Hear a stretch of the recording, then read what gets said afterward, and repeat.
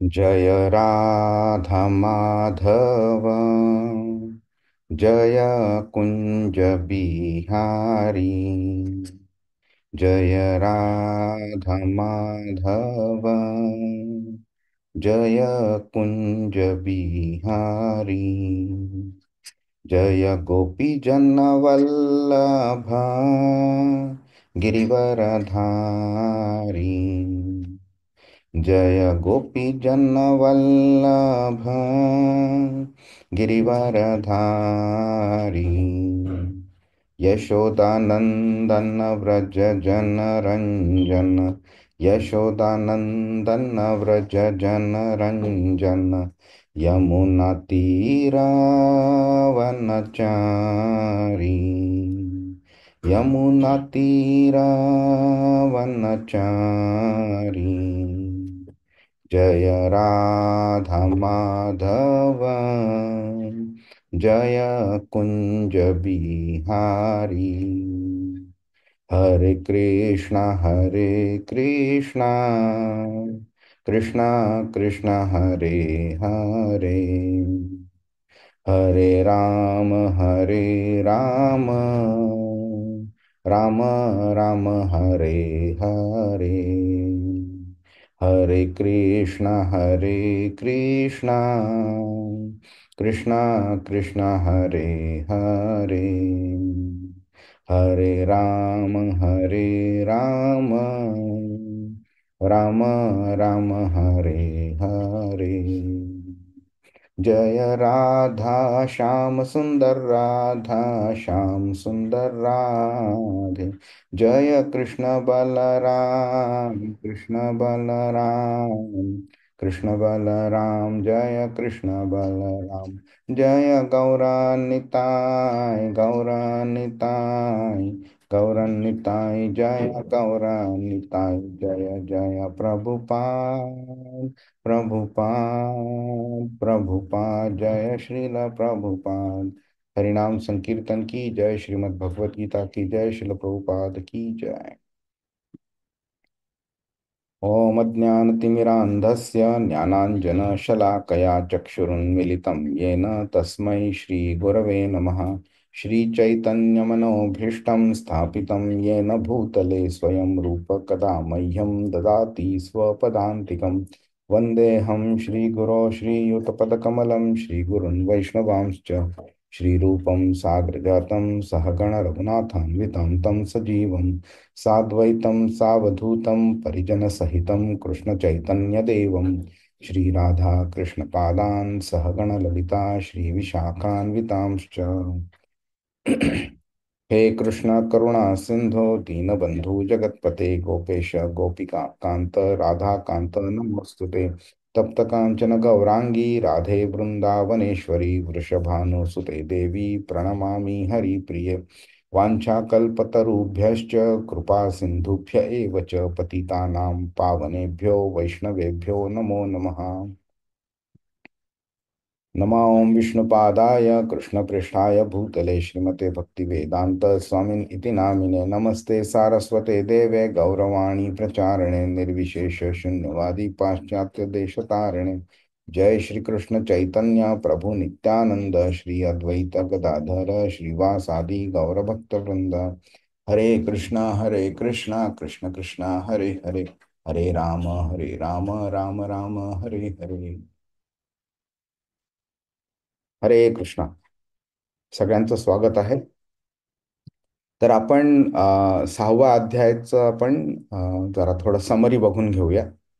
तर त्याच्या आधी कोण सांगेल तुम्हाला 6व्या अध्यायातला असा सगळ्यात अ, मोठे असे की इम्पॉर्टंट पॉइंट्स काय समजले, आणि meaning what हरे we Krishna Prabhu G. carry forward to the next chapter. हरे कृष्ण माताजी बोला. सो 6वा अध्याय जसं ध्यान योग हे त्याचं नाव आहे. तर ध्यान योग म्हटल्यावर आपल्या डोळ्यासमोर जसं संन्यासी किंवा ध्यान करणारा व्यक्ती येतो, तर तशीच कृष्ण भगवानांनी अर्जुनाला सांगण्याकरता सुरुवात केलेली आहे. बेसिकली इथे सुरुवात संन्यासी आणि योगी याच्याबद्दल बोलण्यात आलेलं आहे. आणि दोघांचंही डेस्टिनेशन हे भगवत प्राप्ती असतं. ओनली थिंग इज त्यांची जी प्रोसेस असते संन्यासाची, अष्टांग योग आणि भक्ती मार्ग अशा प्रोसेस आहे. आणि योगीची डायरेक्ट भक्ती कर्म मार्गापासून भक्ती मार्गाला जाण्याची ही प्रोसेस आहे.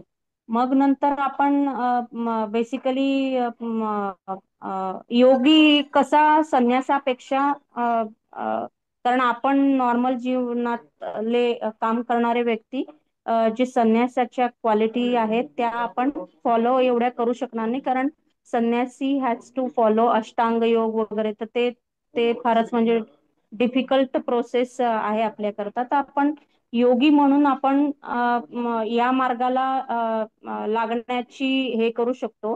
पण का तर योगी पण एवढं काही म्हणजे आसान प्रोसेस नाहीये. त्याच्यामध्ये पण तुम्ही ज्या योग आरुक्ष आणि योगारूढ या ज्या दोन प्रोसेस सांगितलेल्या आहेत, तर जनरली ती जी ट्रान्झिशन स्टेज असते फ्रॉम योग आरुक्ष टू योगारूढ, ती प्रोसेस म्हणजे नथिंग बट आपले योगी योग मार्गाला बेसिकली भक्ती मार्गाला लागण्याची प्रोसेस म्हणेल. पण ते म्हणजे काय, तर याच्यामध्ये मेन क्रक्स या अध्यायामध्ये मला असं वाटलं की मनावर कंट्रोल करणं, जे आपल्या सर्वसामान्य व्यक्तीला पॉसिबल नाही. आपण नेहमी म्हणतो की नाही ते एवढं मन चंचल असतं हे ते, तर ते तो एक फॉर महत्वाचा पॉइंट याच्यामध्ये सांगितलेला आहे की अ, जो व्यक्ती बेसिकली कर्मफळाची अपेक्षा न करता फक्त कर्तव्य पालन करतो अ, आणि मनावर कंट्रोल करण्याकरता पण म्हणजे काही काही अध्यायामध्ये सांगितलेले की मनाचे पण दोन प्रकार आहे, नियंत्रित मन, अनियंत्रित मन. मग नियंत्रित मन म्हणजे काय, तर आपण बेसिकली सॉरी अनियंत्रित मन म्हणजे काय, इंद्रिय तृप्ती कडे धावणारं मन बेसिकली. आणि नियंत्रित मन म्हणजे काय, तर आपण आत्म्याला स्मरून अ, गोष्टी करणं, भगवत प्राप्ती किंवा या डायरेक्शनला जाणं इज अ नियंत्रित मन. मग हे आपण मग त्या तीन लेवल्स सांगितलेले आहे की मन, बुद्धी आणि आत्मा, अशा तीन लेवल्स आहेत. तर जेव्हा आपल्याला आत्म्याच्या लेवलला जायचं असेल तेव्हा आपल्याला बुद्धीवर कंट्रोल आणणं किंवा मनावर कंट्रोल आणणं हे इतकंच इम्पॉर्टंट आहे. आणि आणि शेवटचं म्हणजे डायरेक्ट मला भक्ती योग आणि अष्टांग योग तर मला काहीच कळालेला आहे, म्हणजे तो फारच माझ्या डोक्यावरून गेलेला आहे प्रभू, म्हणजे मी फ्रँकली सांगते. पण तेच स्वतःवर आपण नेहमी दृढ निश्चय असावा, आपली श्रद्धा असावी, आणि आपल्या भक्ती मार्गाचा पाथ सोडू नये, तो कंटिन्यू करावा. आणि शेवटचे जे 47वा श्लोक तुम्ही सांगितलं की हा खूपच इम्पॉर्टंट आहे, तर त्याच्यामध्ये पण पुन्हा जसं सुरुवात मनापासून झालेली तशीच एंड पण कृष्ण भगवानांनी मन हे विचलित न होता कसं तुमचं योगी हा व्यक्ती कसा परमनंट साधक असू शकतो आणि ही can still reach to is destination of भगवत प्राप्ती, हे कन्क्लुजन समरायझेशन म्हणजे मला जेवढं काय आठवलंय प्रभूजी बर, तेवढं मी ठीक आहे. सांगायचा प्रयत्न केला. ठीक आहे, चालेल. थोडेसे पॉइंट्स थोडे इकडे तिकडे झालेले आहेत, बट इट इज नाईस. खूप छान केलं. Thank you so much. Abhineel Prabhu, Sujata Mataji, तुम्हाला काय पॉइंट्स ऍड करायचे? हरे कृष्णा प्रभूजी, दंडवत प्रणाम. हरे कृष्णा, दंड प्रणाम. प्रभूजी आवाज हो हो. ह्याच्यामध्ये प्रभूजी सांगितलं आहे, म्हणजे सर्व योग्यांबद्दल सांगितलं आहे. कोण कर्मयोग करतं, कोण म्हणजे ध्यानयोग करतं, पण ह्याच्यामध्ये सर्वश्रेष्ठ आहे भक्ती योग आहे. आणि जो योगी जो असतो तो सतत भगवंतांचं चिंतन करण्यामध्ये व्यस्त असतो. भगवंतांशिवाय त्याला कसलेही, जरी तो नॉर्मल कर्म करत जरी असला तरी तो भगवंतांना सेंटर ठेवूनच सगळे कर्म करतो. त्याचा जो इंटेन्शन असतं फक्त भगवंतांना संतुष्ट करण्यासाठी असतं प्रभूजी. हरे कृष्णा, दंडवत प्रणाम. हरे कृष्णा. अभिनील प्रभू. प्रभूजी, हरे कृष्ण प्रभूजी. आपण म्हणजे जसं गेल्या आठवड्यात आपण जो 6.47 बघितलेला, मी जस्ट कंटिन्यू करतो माताजींनी सांगितल्याप्रमाणे. तर ते भक्ताचा स्वभाव श्रीकृष्णांनी सांगितलेला आहे की श्रीकृष्णाचा म्हणजे भक्त हा श्रीकृष्णांवरती गाढ श्रद्धा ठेवणारा असतो. म्हणजे जर समजा आपण अर्जुन आणि दुर्योधनाचं समजा एक्झाम्पल घेतलं, तर जसं श्रीकृष्णांनी सांगितलं की माझी नारायणी सेना किंवा मी. तर हा अर्जुनाचा जो एक श्रद्धा होती, त्याचा एक विश्वास होता, त्याची प्रचिती दर्शवतो. त्यानंतर भक्त श्रीकृष्णांचा आश्रय घेतो, म्हणजे त्यांच्यावरती परिपूर्णपणे अवलंबून असतो. तसंच जसं अर्जुन श्रीकृष्णांवरती अवलंबून होता, आणि त्यानंतर भक्त श्रीकृष्णांचा सतत विचार करतच असतो. म्हणजे जसं आपण एक एक्झाम्पल पण घेतलेलं की अर्जुनाच्या प्रत्येक केसांमधून सुद्धा श्रीकृष्णाचाच आवाज येत होता. तसंच म्हणजे त्यांच्या नावाचा उल्लेख होत होता. आणि नंतर एक चौथं त्यांनी सांगितलेलं की श्रीकृष्णाची प्रेमा म्हणजे जसं माताजींनी आता सांगितलं की निस्वार्थपणे त्यांच्यावरती प्रेमभावनेने त्यांची त्यांची सेवा करावी. तर हे हे जे महत्वाचे जे चार मुद्दे आहेत, जे श्रीकृष्णांनी शेवटच्या श्लोकामध्ये सांगितलेले, ते एक मला फक्त सांगावंसे वाटतं. खूप हरे छान. कृष्ण. खूप छान. तर आपण जरा आज जरा सगळ्या श्लोकांची समरी बघून घेऊया. आणि म्हणजे सीमा माताजींनी सांगितल्याप्रमाणे तर अष्टांग योग हा जो श्लोक म्हणजे पूर्ण प्रोसेस जो आहे तो तसा सिंपल नाहीच आहे समजायला. आणि ते कृष्णाचं ती ऑब्जेक्टिव्ह पण नव्हता की आपल्याला तो प्रोसेस डिटेलमध्ये समजावा म्हणून, कारण त्याला फक्त एवढंच जाणवून द्यायचंय की हे डिफिकल्ट आहे.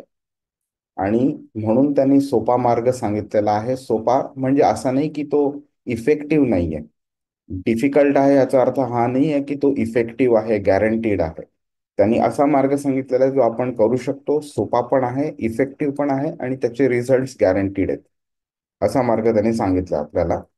आणि ते सांगण्याकरता तो सोपा का आहे हे समजण्याकरता बाकीचे मार्ग डिफिकल्ट का आहे ते समजणं आवश्यक आहे. म्हणून त्यांनी सगळे मार्ग सांगितलेले आहेत. सकाम कर्मयोग, निष्काम कर्मयोग, ज्ञानमिश्र कर्मयोग आणि ध्यान योग, अष्टांग योग हे सगळे सांगितलेले आहेत. आणि पुढे 13व्या अध्यायापासून ज्ञान योग वगैरे पण तो सांगेल आपल्याला. तर ते समजल्यावरती, शिकल्यावरती आपल्याला कळतं की ते आपल्यासारख्यांना शक्य आहे का नाहीये. म्हणून ते किती डिफिकल्ट आहे ते समजतं, म्हणून आपण भक्तियोग किती सिंपल आहे ते समजू शकतो. ठीक आहे. तर आपण फक्त समरी लेवलवरती हे श्लोक बघून घेऊया. हरे कृष्ण. आणि तुम्हाला कुठे काय डाऊट असेल तर तो आपण बोलू शकतो त्याबद्दल. तर 5व्या अध्यायामध्ये 29व्या श्लोकामध्ये कृष्णाने काय सांगितलेलं की स्वतःबद्दल त्यांनी सांगितलेलं पूर्ण श्लोकामध्ये. आधी कुठे स्वतःबद्दल जास्ती सांगितलं नव्हतं, पण इथे सांगितलेलं भोक्तारम म्हणजे सगळ्या कर्मांचं जे फळ असतं त्या फळांचा भोक्ता म्हणजे एन्जॉयर कृष्ण आहे. यज्ञ तपसाम, यज्ञ जे करतो, तपस्या करतो, त्यांचं जे फळ असतं त्याचा भोक्ता कृष्ण आहे. सर्व लोक महेश्वरम. लोक ह्या शब्दाचा दोन अर्थ होऊ शकतात. लोक म्हणजे प्लॅनेट्स पण, हे पृथ्वी लोक, पाताळ लोक, स्वर्ग लोक आपण म्हणतो ना, ते लोक होतं. किंवा लोक म्हणजे व्यक्ती पण होतं. हा. तर सगळे दोन्ही अर्थ जरी काढले तरी सगळ्यांचा तो महेश्वर आहे, म्हणजे सर्वात सुप्रीम कंट्रोलर आहे. सुहृदम सर्वभूतानाम. ओके. तो सगळ्या प्राणी मात्रांचा सुहृत आहे, नुसता ऑर्डिनरी मित्र किंवा सखा नाहीये, तर तो सुहृत आहे. आपण त्याला एखादी गोष्ट नाही सांगितली आपले प्रॉब्लेम तरी तो समजू शकतो. आपण त्याला बोललो तू नको मला मला तुझी मदत, तरी सुद्धा तो आपल्याला मदत करतो. असा तो सुहृत आहे. आणि ह्या तीन गोष्टी कृष्णाच्या क्वालिटीज बद्दल आपल्याला जर समजल्या तर ज्ञात्वा माम, जर का ज्ञात्वा माम म्हणजे त्याला त्याच्याबद्दल समजल्या तर शांती मृच्छती. ओके. आपल्याला शांती मिळू शकते आणि आपण त्याच्या घरी परत पण जाऊ शकतो. हा त्यांनी एक जो फॉर्म्युला सांगितलेला आहे त्याला प्रभुपादांनी पीस फॉर्म्युला हे नाव दिलेलं आहे. आता त्यांनी तिकडे ते स्टॉप केलंय मुद्दामून, कारण 27 आणि 28व्या श्लोकामध्ये त्यांनी अष्टांग योगाची एक अशी छोटीशी आपल्याला आयडिया देऊन ठेवलेली. तर ती आयडिया जो आहे तो ह्या 6व्या ह्याच्यामध्ये कंटिन्यू करतो. तर पहिले जे 3-4 श्लोक आहेत त्याच्यामध्ये तो काय करतोय, आपल्याला योगाची जी वेगळ्या वेगळ्या अष्टांग योगाच्या वेगळ्या 8 स्टेजेस आहेत ना, यम, नियम, आसन, प्राणायाम, प्रत्याहार, धारणा, ध्यान, समाधी. ह्याच्या स्टेजेसमध्ये कसं डिव्हिजन असतं आणि कोणी काय करावं आणि कोणी काय करू नये हे त्यांनी सांगितलेलं आहे. ठीक आहे. तर ह्याच्यामध्ये काय बोलतोय की आपली जनरल संकल्पना अशी असते की एक संन्यासी म्हणजे भगवे वस्त्र धारण करणारा किंवा हातात काठी असलेला, कमंडलू असलेला, संसार नाहीये त्याला, तो इकडे तिकडे फिरत असतो, त्या व्यक्तीला आपण संन्यासी मानतो. पण आपण सुद्धा असा जर वेश धारण केला आणि 2-3 गावांमध्ये फिरलो तर लगेच आपण संन्यासी बनू का? नाही. तर कृष्ण काय बोलतोय की ज्या व्यक्तीला कर्मफलांवरती आसक्ती नाहीये आणि जो कर्तव्य म्हणून कर्म करतो तो खरा संन्यासी आहे आणि तीच व्यक्ती योगी पण आहे. पण तो बोलतो की अग्निहोत्र टाइप्स जे कर्म असतात, यज्ञ असतात, ओके, तो मेकॅनिकली स्टॉप करतो आणि आपलं कर्तव्य पण करत नाही, अशी व्यक्ती संन्यासी नाही, योगी नाही. ओके.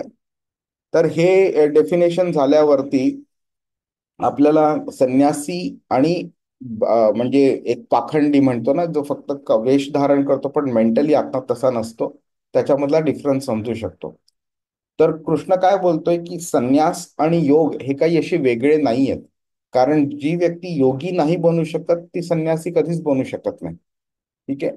तर तो बोलतोय की पहिली गोष्ट सगळ्यात त्याची म्हणजे तुम्हाला इंद्रिय तृप्ती तुम्हाला कंट्रोल झालीच पाहिजे तुम्हाला. म्हणजे असं शक्यच नाहीये की तुम्ही इथे तुमची इंद्रिय तृप्ती करत बसाल आणि तिथे तुम्ही संन्यासी म्हणून प्रॉपर संन्यासी बनण्याचा प्रयत्न करू शकता. आणि अशी व्यक्ती संन्यासी बनणं जर शक्य नाही तर तो योगी सुद्धा कधीच बनू शकत नाही. तर तिसऱ्या श्लोकामध्ये तो हे ते 2 स्टेजेस माताजी बोलल्या ना, आरुरुक्ष आणि योगारूढ, या 2 स्टेजेस मध्ये काय करायला पाहिजे आणि काय नाही करायला पाहिजे ते सांगतोय तो. तर जे पहिले 5 स्टेजेस आहेत, यम, नियम, आसन, प्राणायाम, प्रत्याहार, त्या 5 स्टेजेसना आरुरुक्ष असं टेक्निकल नाव दिलंय. ओके.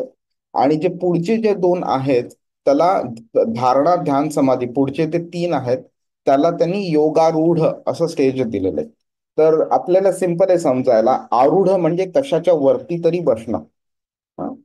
आणि तुम्ही म्हणजे योगाच्या शिडीमध्ये वरती पोचला असाल तर तुम्ही योगारूढ आहात तुम्ही. आणि जे बॉटमला आहे, त्याला आरुवृक्ष म्हणतात. आपल्याला अजून एका पद्धतीने समजू शकतो, प्रायमरी स्कूल आणि सेकंडरी स्कूल कशी असते किंवा स्कूल आणि कॉलेज कसं असतं, तसं असतं. तर स्कूल म्हणजे फाउंडेशनल इयर्स असतात आणि कॉलेज म्हणजे हायर एज्युकेशन असतं. तर ते तसं आहे. तर यम म्हणजे आपण ठरवतो, एखादी गोष्ट आपल्याला कळते की बरोबर नाहीये करणं, आपण मनाशी ठरवतो, त्याला रेग्युलेशन्स म्हणतो आपण की मी करणार नाही म्हणून. पण बऱ्याच वेळा रेग्युलेशन्स ब्रेक होतात. ठीक आहे. पण रेग्युलेशन्स ब्रेक झाले तरी इट इज स्टील ओके, कारण ती फाउंडेशनल स्टेज असते. पण ते कंटिन्युअस होऊ नये म्हणून त्याच्या नंतरची स्टेज नियम असते. नियम म्हणजे रूल झाला. तर रूल आणि रेग्युलेशनच्या मध्ये डिफरन्स काय, तर regulation is more of a guideline की तुम्ही असं करा आणि असं करू नका. पण तुम्ही केलं तर नुकसान नाहीये, पण तुम्हाला ते बरोबर नाहीये करणं. रूल म्हणजे नाहीच करायचं.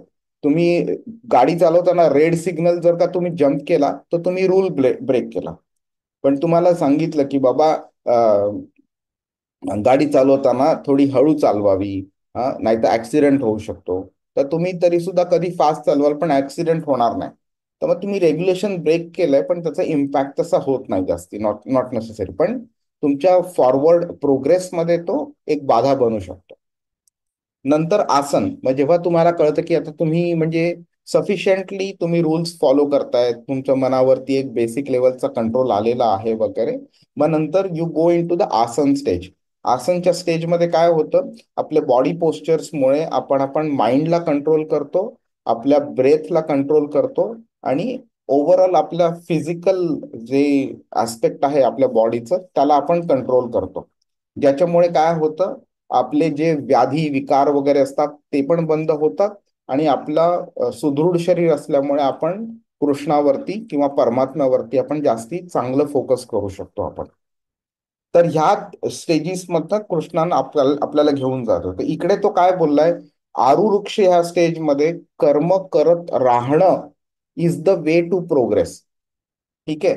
आणि योगारूढच्या स्टेजवरती पोचल्यावरती कर्म स्टॉप करणं आणि अष्टांग योगाच्या पुढच्या 3 स्टेजेसवरती फोकस करणं is the way to progress.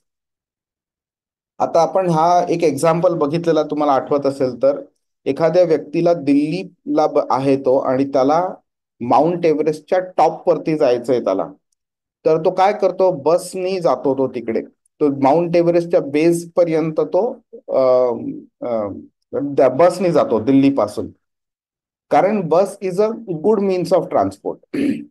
पण नंतर काय झालं, बेसला गेल्यानंतर जेव्हा तुमची एक्सपिडिशन चालू होते, त्यावेळी तुम्हाला बस सोडावी लागते आणि तुम्हाला पायाने चालत जावं लागतं वरती.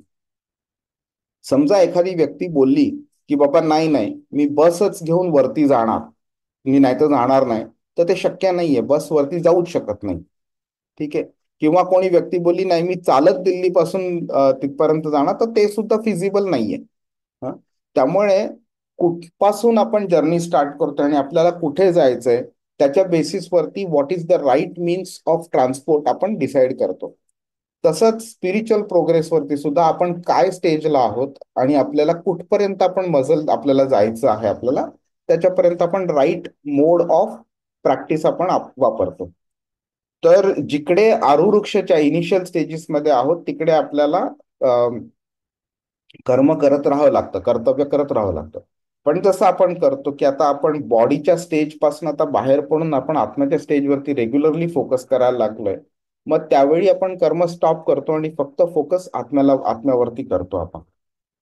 तर ते कृष्ण इथे सांगतोय. आणि ह्या श्लोकावरनं आपल्याला कळू शकतं की जेव्हा कृष्णाने अर्जुनाला 5व्या अध्यायामध्ये, इवन 3ऱ्या अध्यायामध्ये सांगितलेलं की तू कर्म करत राहा, कर्म करणं is a better way of progressing toward spiritual pinnacle.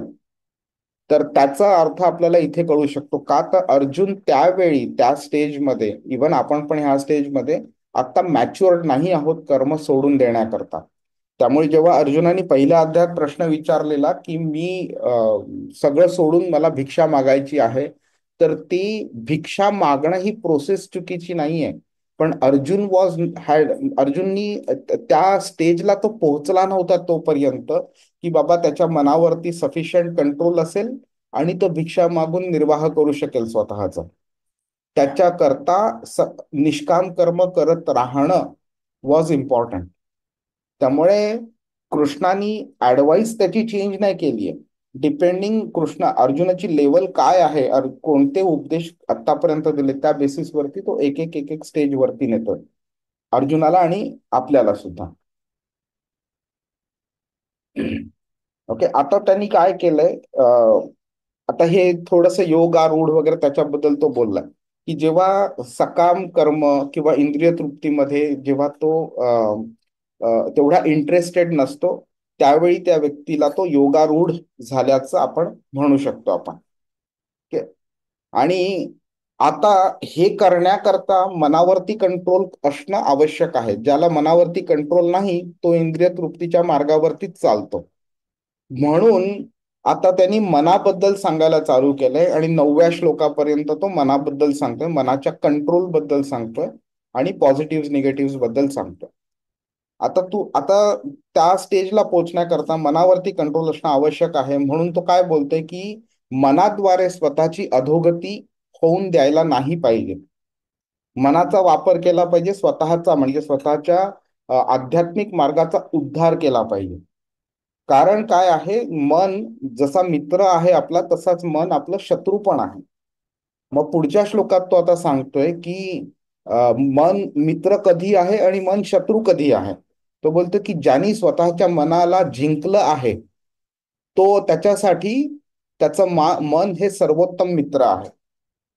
पण जो मनाच्या अधीन गेलेला आहे, ज्यांनी मनावरती विजय मिळवला नाही, ओके, ती व्यक्ती, त्याच्याकरता त्याचं मन हे परम शत्रू आहे. आणि आता तुम्ही स्वतःच्या आयुष्यामध्ये पण बघत असाल की कधी कधी आपण ठरवतो की ही गोष्ट चांगली आहे, ही गोष्ट बरोबर आहे, हीच गोष्ट केली पाहिजे. पण तरी सुद्धा करेपर्यंत आपलं मन विचलित होत जातं आणि आपण कधी कधी ती गोष्ट करत नाही, आपण दुसरंच काहीतरी करतो जे खरं चांगलं नसतं ते. आणि ह्याचं कारण तेच असतं की आपण आपल्या मनावरती विजय मिळवला नाहीये. ठीक आहे. आणि म्हणून काय बोलतो की जर का तुम्ही मनावरती विजय मिळवला तर तुम्हाला कळेल की तुमचा कोणता मार्ग चांगला आहे, कोणता मार्ग चांगला नाही. आणि म्हणून तुम्ही परमात्म्याच्या मार्गावरती तुम्ही तुमची आध्यात्मिक प्रगती चालू ठेवाल तुम्ही. आणि अशा वेळेला तुम्हाला परमात्मा प्राप्त झालेला होईल आणि होईलच होईल तुम्हाला. शांती पण तुम्हाला मिळेल, तुम्हाला सुख दुःख वगैरे हे सगळं तुम्हाला त्यावेळी एकदम सेम वाटेल. की कोणती भौतिक गोष्ट झाली त्या ह्यातनं मला सुख मिळालं किंवा ह्यातनं मला दुःख मिळालं, हे डिफरन्सिएशन तुम्ही स्टॉप कराल, कारण तुम्ही स्वतःला आत्मा म्हणून प्रॉपरली ओळखलेलं असेल आणि शरीरावरती तुमचा तेवढा इंटरेस्ट राहणार नाही. ओके. नंतर काय कृष्ण बोलतोय की हे जेव्हा पॉसिबल होतं, ज्ञान मिळतं तुम्हाला, साक्षात्कार होतो, त्यातून एक तृप्ती मिळते. त्यामुळे आपण एका अशा पोझिशन मध्ये झालोय की आपल्याला कळतं की आपल्याला आत्मसाक्षात्कार झालेला आहे आणि त्या पोझिशनवर आपण प्रॉपरली सिच्युएट झालेलो आहे. अशा वेळी मन एकदम म्हणजे प्रॉपरली सिच्युएटेड असतं, कंट्रोल तर असतंच असतं, पण राईट पोझिशनला, राईट मार्गावरती आपण त्याला ठेवलेलं असतं, त्याला संयम त्याच्यावरती व्यवस्थित आढळेल. अशा वेळी समलोष्ट्राश्म कांचन, अशा वेळी सोनं असो किंवा मोठे दगड असो किंवा छोटी छोटी छोटी दगड असो, ही सगळी त्या व्यक्तीला सेम वाटतात. ओके. आणि हे नंतर मग ती स्टेज सुद्धा क्रॉस होते, कारण एखाद्या व्यक्तीला सोनं दगड किंवा हे सेम वाटू शकतं, पण कधी कधी आपल्या भलेही मनावरती कंट्रोल आलेला असतो पण आपल्याला अहंकार वगैरे आपले जे असतात त्याच्यावरती सफिशियंट कंट्रोल आलेला नसतो. म्हणून काय होतं की एखाद्या व्यक्तीने आपला कोणता अपमान केला, हं, तर आपल्याला ते सहन करायला डिफिकल्ट होतं. आपल्याला पैशा बाबतीत तेवढी अटॅचमेंट नसते, भौतिक गोष्टींबद्दल अटॅचमेंट नसते, पण त्या व्यक्तीला अहंकार एवढा असतो की त्यामुळे त्याला ते अपमान वगैरे ह्या गोष्टी सहन करायला डिफिकल्ट पडतात. त्यामुळे आधीच्या श्लोकाच्या कंपॅरिझन मध्ये, म्हणजे 8व्या श्लोकाच्या कंपॅरिझन मध्ये कृष्ण बोलतो की ते एक वेळ सिंपल आहे, कारण ते भौतिक गोष्टींवरती आहे. त्याच्याही पुढे जे सूक्ष्म आहे, सटल आहे, अहंकार आहे, त्या अहंकाराच्या लेवलवरती सुद्धा कंट्रोल मिळवणं आवश्यक आहे. म्हणून कृष्ण हे उदाहरण देतोय. तो बोलतो सुहृन, मित्र, उदासीनम, मध्यस्थ, द्वेष्य, बंधू, साधू आणि पापी, ह्या सगळ्यांकडे समबुद्धीने बघणं. जेव्हा ते पॉसिबल होईल त्यावेळी तो व्यक्ती अधिक प्रगत आणि विशेष मानला जातो. विशिष्यते, समबुद्धीर विशिष्यते. आपले हितचिंतक जे असतात त्यांच्याकडे आपण अगदी प्रेमाने आनंदाने बघणं पॉसिबल असतं, पण आपले जे शत्रू असतात त्यांच्याकडे प्रेमाने बघणं शक्य नसतं. जे आपला द्वेष करतात त्यांच्याकडे प्रेमाने बघणं शक्य नसतं. जे आपले बंधू असतात त्यांच्याकडे प्रेमाने बघू शकतो आपण. पण कृष्ण काय बोलतोय की ह्या सगळ्यांकडे जर आपण समान नजरेने बघू शकलो तर आपण अजूनही वरच्या स्टेजला पोहोचू शकू, कम्पेअर्ड टू आधीच्या श्लोकात जे सांगितलंय ते. ओके. आता ह्या श्लोकापर्यंत म्हणजे 9व्या श्लोकापर्यंत कृष्णाने ती प्रोसेस जी आहे त्याचं एक इंट्रोडक्शन दिलेलं आणि त्या प्रोसेसचे फायदे सांगितलेले त्यांनी. आणि ते प्रोसेस म्हणजे सक्सेसफुली अचीव करण्याकरता आपल्याला मनावरती कंट्रोल असणं आवश्यक आहे, आणि तो का आवश्यक आहे हे त्यांनी 5व्या श्लोकापासून 9व्या श्लोकापर्यंत सांगितलं. आता 10व्या श्लोकापासून 32व्या श्लोकापर्यंत तो अष्टांग योगाची माहिती देतोय. आता तुम्ही इमॅजिन करा, पतंजली योगसूत्र जे आहे ते हजारो हजारो श्लोकांचं आहे. त्याला कृष्णाने फक्त 23 श्लोकांमध्ये समराईज केलंय, आणि इतकं सुपर्ब समराईज केलंय की आपण जसं ह्या श्लोकांमध्ये डीप जाऊ तेव्हा आपल्याला जाणवून येतं की कृष्णाने कसं सगळं ओव्हरऑल कव्हर केलेलं आहे. पण तरी सुद्धा त्यातली समरी त्यांनी घेतली आणि इम्पॉर्टंट जी आहे ती समरी घेतली आणि ती आपल्याला एक्सप्लेन केलेली आहे. तर आता अगदी भरभर जाऊया आपण ह्याच्यामध्ये, डिटेलमध्ये जाऊया नको आपण. तर कृष्ण काय सांगतो पहिल्यांदा, की हे सगळं करणं, जे मनावरती कंट्रोल करणं आहे, त्याचा ऑब्जेक्टिव्ह फक्त मनावरती विजय मिळवणं नाहीये. तर त्या मनावरती विजय मिळवल्यानंतरचं जे पुढचं स्टेज आहे, जे म्हणजे भगवंताच्या पायी मन आपलं ठेवलं पाहिजे, तो खरा ऑब्जेक्टिव्ह आहे. मग तो ऑब्जेक्टिव्ह अचीव्ह करण्याकरता तुम्हाला काही एक्सटर्नल फॅक्टर्स सुद्धा तुम्हाला कन्सिडर करावे लागतात. जसं फॉर एक्झाम्पल, एखाद्या मुलाची परीक्षा असली, हा, आणि त्याला आपण सांगितलं की लायब्ररीमध्ये जाऊन बस, चांगला अभ्यास करता येईल. तर ती कशी झाली, पॉझिटिव्ह एक्सटर्नल फॅक्टर झाला. पण समजा आपण त्याला सांगितलं नाही नाही नाही, इकडे ह्या दुकानावरती बस, तिकडे तू अभ्यास कर म्हणून, आणि दुकानावरती 15 लोक येतात, रस्त्यावरनं 10 लोक चालतात वगैरे, कॉन्स्टंटली त्याचं मन त्या तिकडे धावतं. हा, म्हणजे असे फॅक्टर्स येतात ज्याच्यामुळे तो कॉन्सन्ट्रेट करू शकत नाही. मग ते फायदा नाहीये ना त्याचा. मग लायब्ररीमध्ये जर का तो व्यवस्थित मुलगा बसला आणि त्याला कॉन्सन्ट्रेट करून चांगला अभ्यास करता आला, चांगले मार्क त्याला मिळवता येतील. त्यामुळे आपण काय करतोय, की त्याची जी इच्छा जी आहे अभ्यास करण्याची, ते करण्याकरता त्याला आपण टूल्स प्रोव्हाइड करतोय, एक्सटर्नल सपोर्ट प्रोव्हाइड करतो आपण त्याला. बरोबर. तसंच कृष्ण काय बोलतोय, की आता तू मनावरती कंट्रोल केलेला आहे, तुझी इच्छा पण झालेली आहे, तरी सुद्धा एक्सटर्नल फॅक्टर्स तुला डिस्टर्ब करू शकतील तुझ्या प्रोग्रेस करण्यापासून. तर ते होऊ नये म्हणून एक्सटर्नल फॅक्टर्स आपण विचार केला पाहिजे. म्हणून कृष्ण बोलते की एकांत स्थळी रहसी स्थित, एकांत स्थळी एकटे राहावे. हं? आणि काळजीपूर्वक मनाला संयमित करत राहायला पाहिजे. ठीक आहे. असं केल्याने काय होतंय, की आपण जी आपली सराउंडिंग आहे त्या रिलेटेड आपण विचार करतो, आणि प्रॉपरली आपण आपल्याला कोणी डिस्टर्ब करणार नाही अशा प्लेसमध्ये आपण जाऊन बसतो. मग काय, शुचो देशे प्रतिष्ठाप्य, म्हणजे जी जागा अतिशय क्लीन आहे अशा ठिकाणी बसणं. एक कोणती घाणेरडी जागा असेल तिथे बसल्यावरती सुद्धा आपल्याला कॉन्सन्ट्रेट करणं शक्य नाही. स्थिरम आसन आत्मनः, म्हणजे काय, तर आसन जे आहे ते पण स्थिर असलं पाहिजे. कधी कधी उंचावरती बसतो, स्लोप असतो, नीट बसायला जमत नाही, खडकाळ दगडी असतात वगैरे, अशा ठिकाणी बसायचं नाही. नंतर नात्युच्छ्रितम नाती नीचम, म्हणजे अति उंच पण जागा नसली पाहिजे, अति खालती पण नसली पाहिजे. का, तर जास्ती खालती असली तर येणाऱ्या जाणाऱ्या लोकांपासून डिस्टर्बन्स होऊ शकतो. उंच असली तर आपल्याला वरनं भरपूर गोष्टी दिसतात, आणि मग नंतर परत आपलं मन डिस्टर्ब होऊ शकतं. तर जिकडे आपल्याला कमीत कमी डिस्टर्बन्स होऊ शकतो अशा हाईट वरती बसावं. चैलाजीनं कुशोत्तरम, म्हणजे बसण्याकरता तुम्हाला मृगचर्म, म्हणजे एका मृगाची कातडी, आणि कुशाग्रास म्हणतो आपण ना, जे ज्याचे जे पूजेकरता वापरलं जातं, अशा ठिकाणी त्याच्यावरती बसावं. तत्र एकाग्र, म्हणजे अशा ठिकाणी मनःकृत्वा, एकाग्र मन करून आपण ध्यान करत राहावं, यत चित्तेंद्रिय. आणि अशा ठिकाणी बसल्यावरती हृदय शुद्ध करण्यासाठी मग नंतर मनाला एकाग्र करून आपण अभ्यास करू शकतो. ठीक आहे. समम कायो शिरग्रीव, म्हणजे तर फिजिकल पोस्चर कसं असावं त्याबद्दल सांगतोय तो.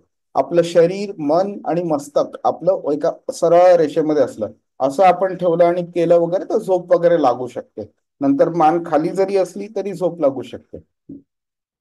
सरळ रेषेत धरावं, आणि आपली दृष्टी कशी असावी, नासिकाग्रेकडे स्थिर दृष्टीने पाहावं. ओके. नंतर काय, तर संयमित असलं मन, भयरहित पण असलं पाहिजे, की तुम्ही कसल्या गोष्टीचं भय नसावं तुम्हाला. नंतर आपल्या जे इच्छा असतात त्याच्यापासून आपण मुक्त होऊन, ओके, आपले हृदय माझ्यामध्ये स्थित करावे. कृष्ण बोलतोय मत चित्तो. ओके. आणि मला जीवनाचे परम लक्ष करावे, युक्त आसीत मत्परः. युंजन्नेवम सदात्मानम, अशा प्रमाणे जेव्हा आपण शरीर, मन, आपले कार्य वगैरे जे असतात ह्यांचं आपण कॉन्स्टंट प्रॅक्टिस करतो कंट्रोल करण्याकरता वगैरे, तर एका स्टेजला आपलं मन संयमित होतं, आणि असा संयमित झालेला जो योगी असतो त्याला भगवत धामाची प्राप्ती होते त्याला.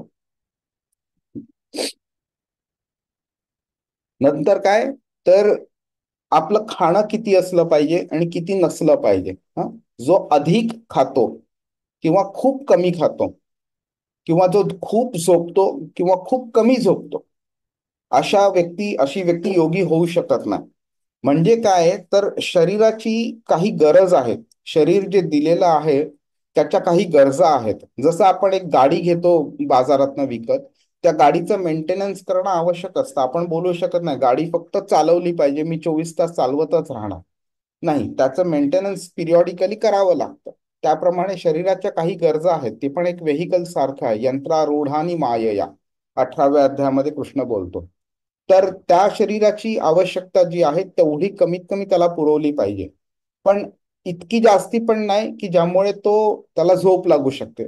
इतकं जास्ती खायचं नाही की नाही तर शरीराचे विकार चालू होऊ शकतात. इतकं कमी पण खायचं नाही की खूप थकवा येतो, त्यामुळे सुद्धा लोकांना झोप लागते.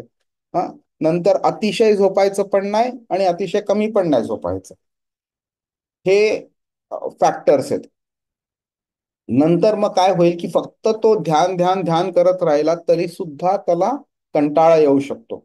म्हणून काय बोलतोय कृष्ण, युक्त असलं पाहिजे, म्हणजे प्रॉपर कंट्रोल मध्ये असलं पाहिजे, जास्ती नाही कमी नाही. आणि प्रत्येकाला हे जास्ती आणि कमीचं स्वतःचं प्रमाण वेगळं वेगळं असू शकतं. काहींना एक चपाती खाल्ली तर इनफ वाटेल, काहींना 2 चपात्यांची गरज असेल. पण जसं आपल्याला वाटतंय की बाबा हा, ही माझी एक ऑप्टिमल स्टेट आहे, हे कमी ह्याच्यापेक्षा कमी खाल्लं तर मला थकायला होतं, ह्याच्यापेक्षा जास्ती खाल्लं तर मला ते जाणवतं की मी जास्ती खाल्लं, तर ती स्टेज मेंटेन केली पाहिजे. तर युक्त आहार, निद्रा आणि विहार आणि करमणूक, करमणूक पण असली पाहिजे. कोणी बोलतं की मी नाही 24 तास ध्यान करणार, चांगलं आहे तुम्ही 24 तास ध्यान करू शकला तर, पण प्रॅक्टिकली ते डिफिकल्ट आहे. त्यामुळे तुम्ही 1 महिना, 2 महिने, 6 महिने, 1 वर्ष करू शकाल तुम्ही, पण नंतर तुम्हाला ते जमणार नाही कंटिन्यू करायला, ते सस्टेनेबल नाहीये. म्हणून कृष्ण काय बोलतोय की जे काय करायचं ते ग्रॅज्युअली करा. कोणतीही गोष्ट स्टार्ट करायची तर ग्रॅज्युअली करा, कोणती गोष्ट स्टॉप करायची असेल ते पण ग्रॅज्युअली करा. आणि ही जी सवय आहे ती नियमित ठेवायची. त्यामुळे मग आपण आपल्या बाकीची जी दुःख आहेत, जे चुकीच्या कर्म केल्यामुळे, ती दुःखांचं आपण निवारण करू शकतो. मग काय होतंय, अशा पद्धतीने मग जेव्हा आपण आपली कार्य नियमित करत राहतो, आपली भौतिक इच्छा कमी कमी होत जातात, ते कंट्रोलमध्ये येतात, त्या रेड्यूस होतात आणि मग नंतर त्याचं संपतात त्यावेळी व्यक्ती अध्यात्मामध्ये प्रॉपरली सिच्युएट होते, प्रॉपरली स्थित असते. आणि मग त्याला आपण युक्त इत्युच्यते तदा, तो योगामध्ये युक्त झाल्यासारखा आपण म्हणू शकतो. आता काय कृष्ण बोलतोय की यथादीपो निवात असतो. निवात म्हणजे अशी जागा जिकडे हवा नाहीये.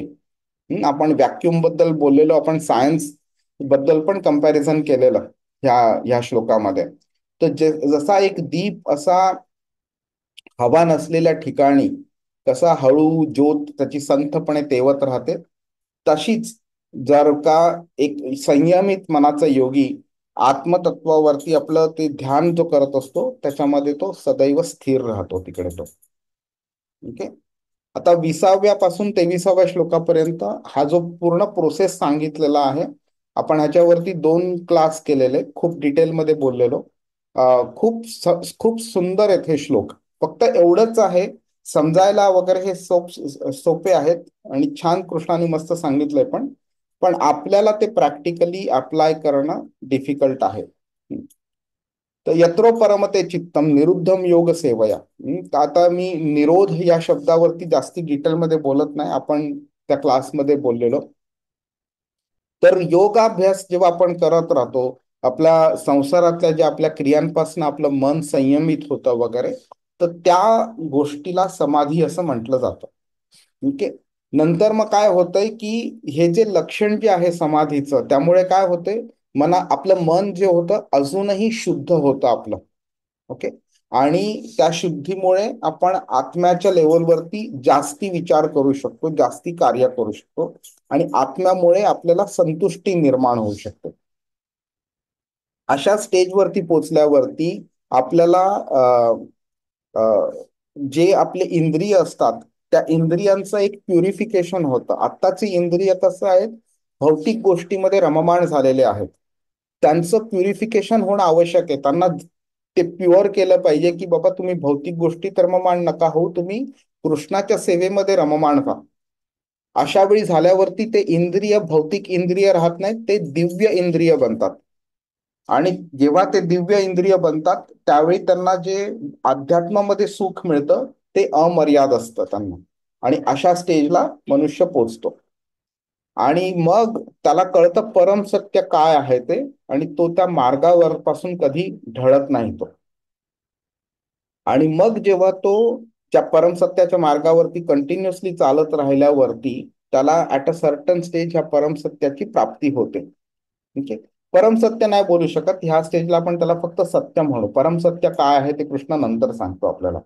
हा, त्या सत्याची प्राप्ती झाल्यावरती त्याला एक जाणवतं की यम लब्ध्वा चापरम लाभम मन्यते नाधिकम ततः. हे मिळाल्यावरती त्याला जाणवतं की ह्याच्यापेक्षा श्रेष्ठ असं काहीच नाहीये म्हणून. हम्म. आणि मग अशा अवस्थेमध्ये यस्मिन स्थितो, त्याला न दुःखेन, त्याला कोणतं दुःख होत नाही त्याला. आणि नंतर त्याला जाणवतं की बाबा हे जे मोठी मोठी संकट येतात ना, आपल्याला वाटतं एखादं संकट आलं आपल्या आयुष्यामध्ये ते किती मोठं संकट आहे, त्याला जाणवतं की हे काहीच नाहीये. कितीही मोठं संकट आलं तरी त्याला जाणवतं हे फक्त भौतिक आहे, माझ्या आध्यात्मिक प्रगतीवरती काही फरक नाही पडला पाहिजे. आणि मग शेवटी कृष्ण अतिशय हा मस्त इम्पॉर्टंट श्लोक आहे, तम विद्या दुःख संयोग वियोगम योग संहितम. योग योग म्हणजे खरं काय आहे हे तो कृष्ण तिथे योगाची डेफिनेशन देतो. की आपलं एक हे जे दुःख आहेत, सांसारिक दुःख जे होतात आपल्याला रेग्युलरली होत राहतात, त्या दुःखांबरोबर आपलं एक कनेक्शन निर्माण झालेलं आहे. त्या कनेक्शनला डिस्कनेक्ट करणं म्हणजे योग आहे. तम विद्या दुःख संयोग, दुःखाबरोबर जो संयोग झालाय त्याचा वियोग घडवून आणणं म्हणजे योग संहितम. तर आता आपण त्या स्टेजला पोचतोय की अध्यात्माच्या स्टेजला पोचलेला आहे व्यक्ती. ओके. मग काय होतंय, सनिश्चयेन योक्तव्यो, ती व्यक्ती दृढ निश्चय बनते. हा, त्या योगाभ्यासमध्ये प्रॉपरली युक्त झालेला आहे आणि त्याचं योग मार्गावरती त्याचं मन विचलित नाही झालं पाहिजे आता. ठीक आहे. आणि मग काय होतं मग की जेव्हा तो सगळ्या त्याच्या भौतिक इच्छांचा जो त्याग करतो, ओके, त्यावेळी तो प्रॉपरली इंद्रियांना सगळं व्यवस्थित कंट्रोल वगैरे करतो तो, आणि त्याचा मार्ग तो अजूनही पुढे चालू ठेवतो. आणि त्याचं काय होतंय, शनै शनै उपरमेत बुद्ध्या धृती गृहीतया, त्याचा प्रोग्रेस ग्रॅज्युअली होत राहतोय, क्रमशः होत राहतोय. तसा जी विश्वास जो आहे तो एकदम दृढ आहे. ओके. आणि त्याची बुद्धी जी आहे ती पण प्रॉपरली सिच्युएटेड आहे समाधीमध्ये. आणि अशा वेळी मन तो कॉन्स्टंटली फक्त आत्म्यावरती स्थिर करत राहतो आणि बाकी कशाचाही गोष्टीचा विचार करत नाही तो. जर का कृष्ण बोलतोय की जर का येतो येतो समजा चुकून इकडे तिकडे आपलं मन भरकटलं गेलं, निश्चलती, हा, मनश्चंचलम अस्थिरम, कारण मनाची चंचल बुद्धी चंचल आहे, त्याचे नेचर आहे, अस्थिर आहे. तर होऊ शकतं मध्ये मध्ये इकडे तिकडे मन भरकटलं जाऊ शकतं.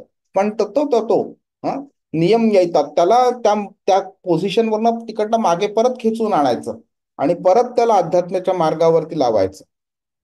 आणि त्याप्रमाणे त्याला आत्म्याच्या नियंत्रणाखाली आणलं पाहिजे.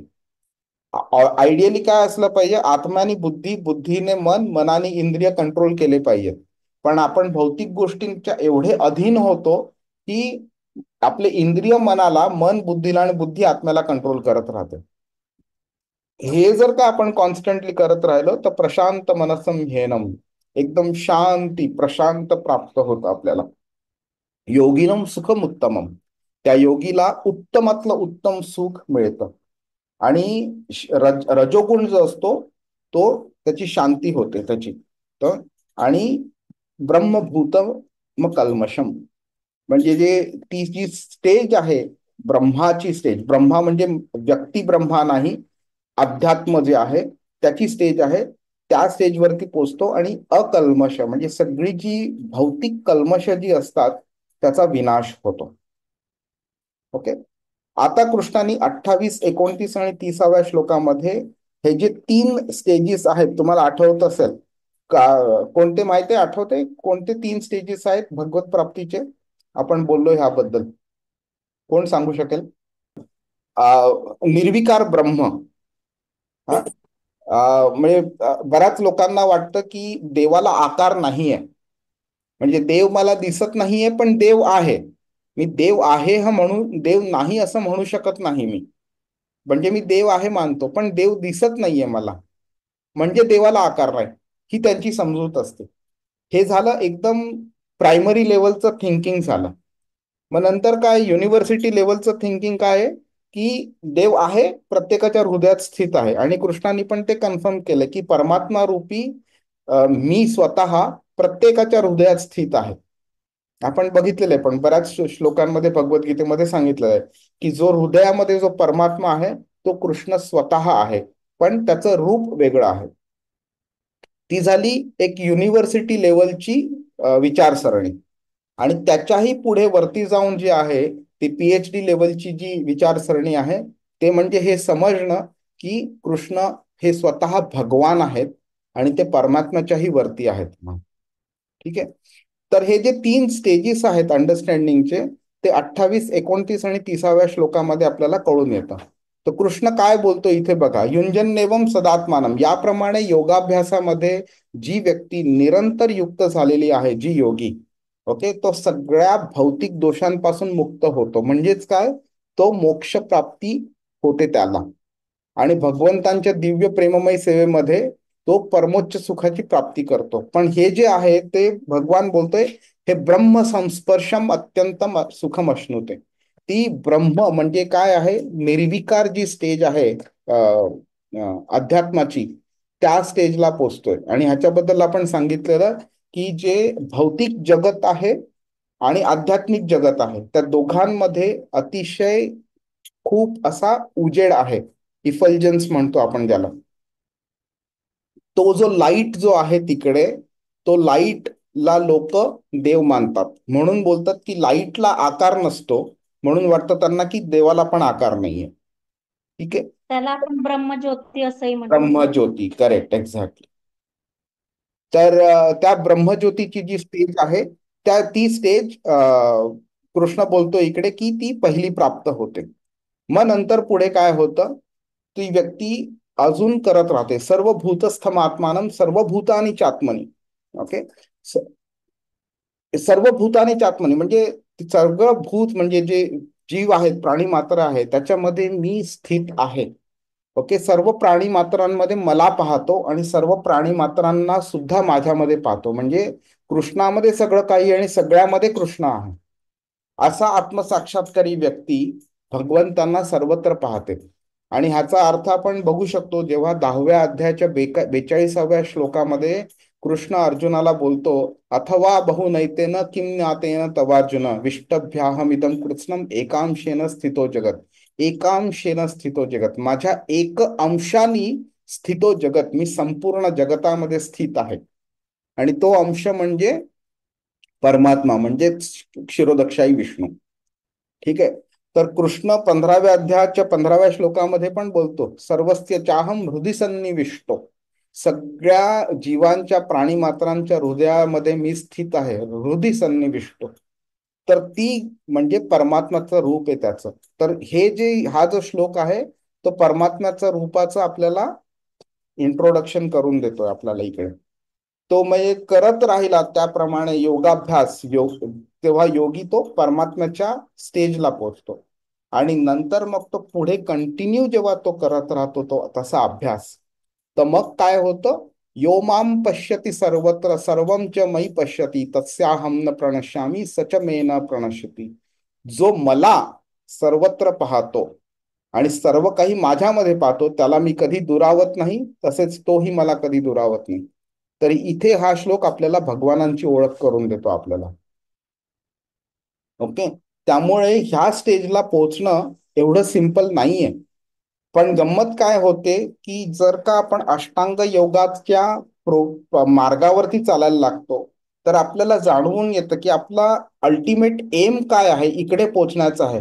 आणि आपण स्टार्ट इथे केलेला आहे, तर इथपासून इथे पोचायला इतक्या डिफिकल्टीज आहेत, फिजिकल डिफिकल्टीज आपल्यासारख्या व्यक्तींकरता एस्पेशली, की द प्रोबॅबिलिटी की तुम्ही इथे चालू केल्यावरती इथे पोहोचू शकाल ती प्रोबॅबिलिटी खूप कमी आहे.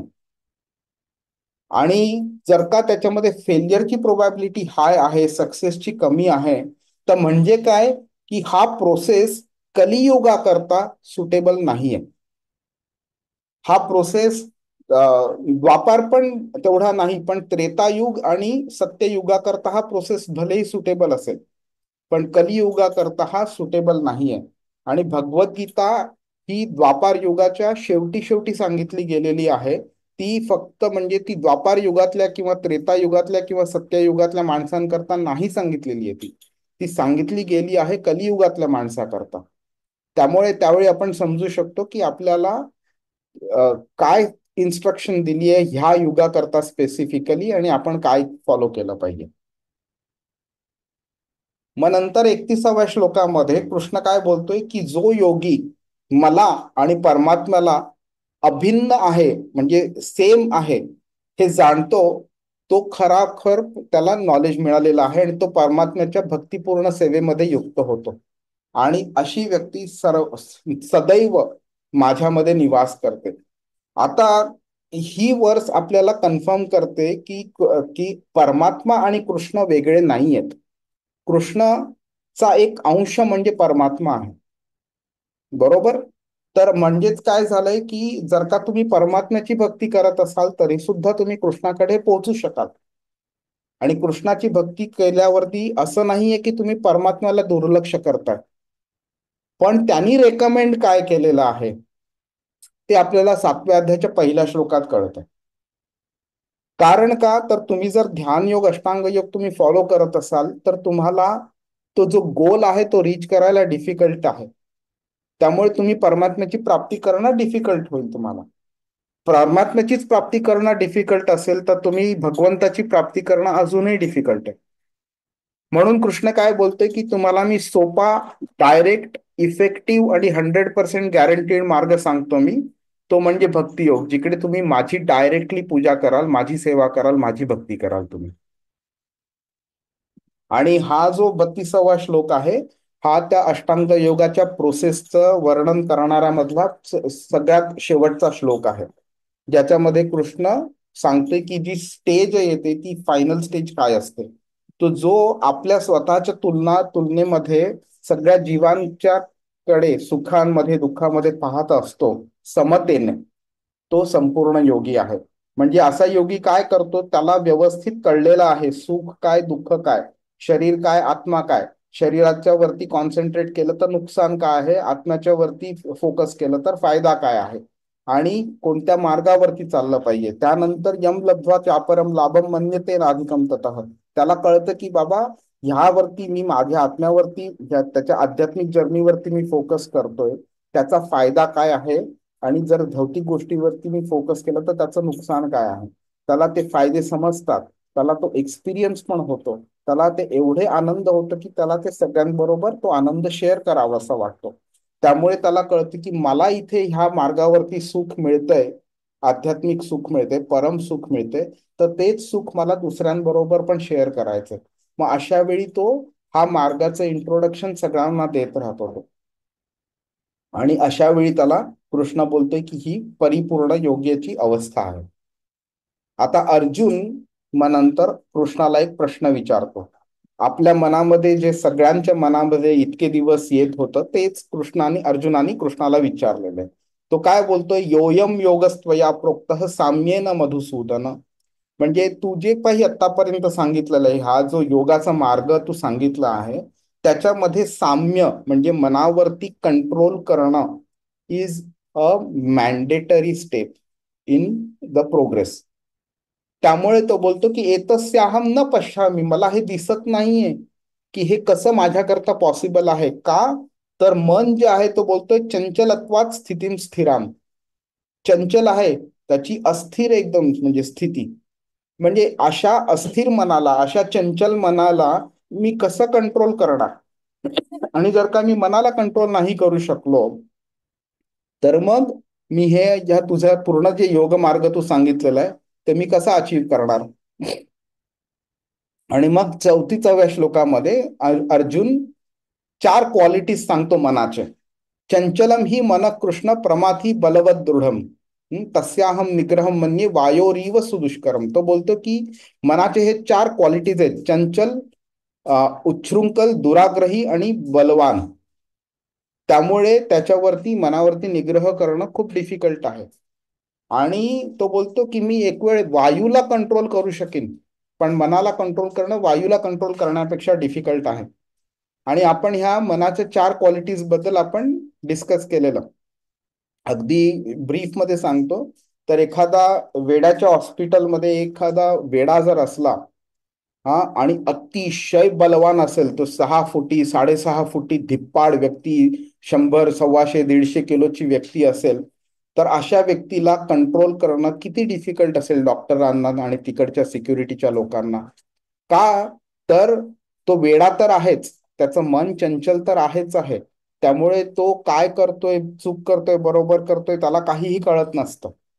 त्याच्यामध्ये सुद्धा तो अतिशय अस्थिर झालेला आहे तो, की बाबा म्हणजे वेडासारखा झालाय, म्हणजे प्रमाथी म्हणजे मन त्याचं म्हणजे असं इतकं चलबिचल झालेलं आहे की तो त्याला चांगलं काय वाईट काय हे काही कळत नाहीये.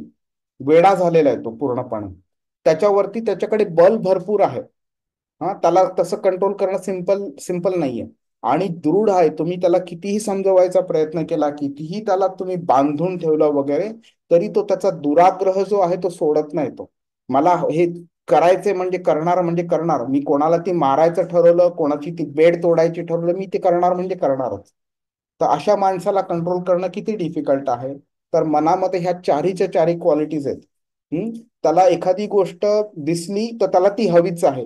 ती घेईपर्यंत 3ऱ्या गोष्टीवरती त्याचं मन जातं, ती पण हवी, नंतर अजून 4थी गोष्ट हवी.